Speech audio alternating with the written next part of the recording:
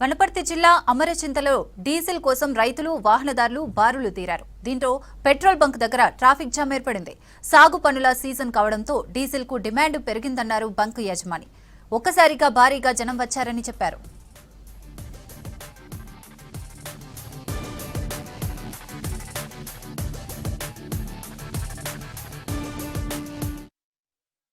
Amount పెట్టి ఈరోజు వచ్చింది ట్యాంకరు.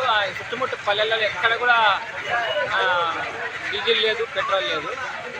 కాబట్టి ఈరోజు ఎక్కువగా వచ్చింది. కృత్రిమ కొరతలాగా ఏర్పడుతుంది. అమౌంట్ కొట్టే 3 దినాలకు కంపెనీ వాళ్ళు పంపుతున్నారు.